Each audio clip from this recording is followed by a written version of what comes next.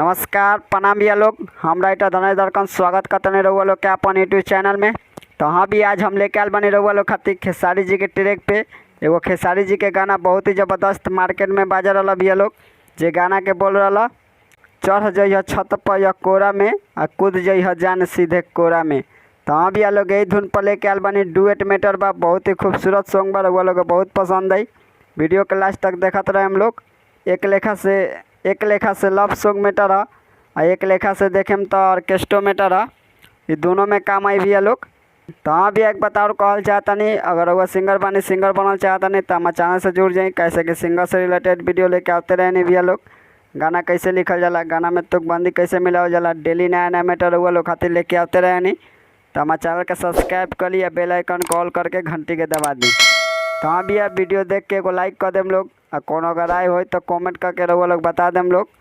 तो चलिए भैया बिना स्किप के वीडियो के स्टार्ट करल जाओ। तो चलिए लोग रउआ लोग के पहले एक नज़र पढ़ के बता दी, बाद में डेमो गा देम भैया लोग। तो चलिए लोग स्टार्ट करल जाओ। तो लड़की के बोल बा भैया लोग, 16 के पार भइल जवानी के हमारा आ दोसर फीलिंग सूझता तहरा। ये दो बार आई भैया लोग। फिर से लड़किए के बोल बा, पड़ल नहीं खे बाबू अभी सुई मोरा डोरा में। एक बार आई भैया लोग। तो फिर लड़का के बोल बा, चल चल पीछे तू कोरा में आ करे द टराई आज तोरा में। ये दो बार आई भैया लोग। तो चलिए लोग रउआ लोग के डेमो गा के सुना दिया, स्पष्ट हो जी भैया लोग। तो चलिए लोग स्टार्ट करल जाओ। 16 के पार भइल जवानी के हमारा दोसर फीलिंग सूझता तहरा। 16 के पार भइल जवानी के हमारा आ दोसर फीलिंग सूझता तहरा। आ पड़ल नइखे बाबू अभी सुई मोर डोरा में। अरे का कहता रे, अरे चल चल पीछे तू कोहरा में आ करे दटराई आज तोरा में। ए चल चल पीछे तू कोहरा में आ करे दटराई आज तोरा में। चल हट। तो हाँ भी आई रहा मुखरा कैसा लगला, अच्छा लगला ना तो एगो वीडियो के लाइक कर लोग, एगो प्यारा सा कमेंट कर लोग। तो चलिए भैया लोग चला जाओ फर्स्ट अंतरा में। तो चलिए भैया लोग रउआ लोग के के पहले पढ़ के बता दी, बाद में नेबो गा दें भैया लोग। तो चलिए लोग स्टार्ट करल जाओ। तो लड़की के बोल बा भैया लोग, देव तू नीचवे सुताई हो लागत डर नहीं जाइम हो। ये दो बार आई भैया लोग। फिर लड़का के बोल बा, थोड़ा परेशानी झेलबू ए रानी तबे नु मजा आई हो। यो दो बार आई भैया लोग। ये दोनों रिटर्न में रही, रउआ लोग के डेमो गा के सुनाम तो रउआ लोग समझ जाम लोग। तो फिर लड़की के बोल बा, लागता मिलन करब सिलवट आज लोढ़ा में। एक बार आई भैया लोग। फिर से लड़का के बोल बा, चल चल पीछे तू कोरा में आ करे द टराई आज तोरा में। ये दो बार आई भैया लोग। तो चलिए लोग रउआ लोग के डेमो गा के सुना दे, स्पष्ट हो जाए भैया लोग।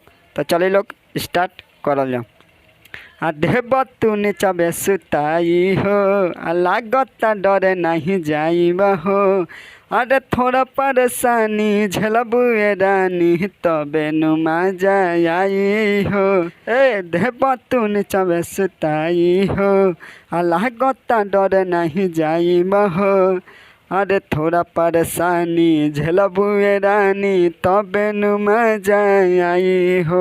आ लागत मिलन करब हसिल मटा जिलोरा में। अरे आज पिसबका हे चल चल पीछे तू कोरा में आ करे दटराई आज तोहरा में। चल चल पीछे तू कोरा में आ करे दटराई आज तोहरा में। तो चलिए भैया लोग अब चला जाओ लास्ट अंतरा में। तो चलिए भैया लोग रउआ लोग केहू के पहले पढ़ के बता दी, बाद में डेमो गा दें भैया लोग। तो चलिए लोग स्टार्ट करल जाओ। तो लड़की के बोल बा भैया लोग, सूरज शराबी ई मिठाई हो कबो ना तोहरा भेटाई हो। ये दो बार आई भैया लोग। फिर से लड़का के बोल बा, कुछ तू बोला आजी के रतिया तोहरे परानी बिताइब हो। यो दो बार आई भैया लोग। दोनों रिटर्न में रही, डेमो में रउआ लोग समझ जाए हम लोग। तो फिर से लड़की के बोल बा, धड़कन धनेश बिट्टू देखला का मोरा में। एक बार आई भैया लोग। आज जौन धड़कन धनेश नाम बा हमरे नाम भैया लोग, ये नाम हटा हम लोग और जौन नाम बा हटा देम लोग, कोनो दिक्कत नहीं के। तो चलिए लोग स्टार्ट करल जाओ। तो फिर से लड़का के बोल बा, चल चल पीछे तू कोरा में आ करे द टराई आज तोरा में। ये दोबारा ही भैया लोग। तो चलिए लोग रउआ लोग के डेमो गा के सुना दे, स्पष्ट हो जाए भैया लोग। तो चलिए लोग स्टार्ट करल जाओ। आ सूरज सारा भी मिठाई हो, आ कबो न तोहरा भेटाई हो। अरे कुछ तू बोल आज के रतिया तोहरे परानी बिताई बहो। ए आ सूरज सारा भी मिठाई हो, आ कबो न तोहरा भेटाई हो।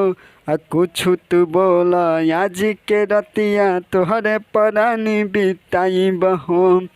आ धरे कन धने सबिटू आ देखल कमोरा में।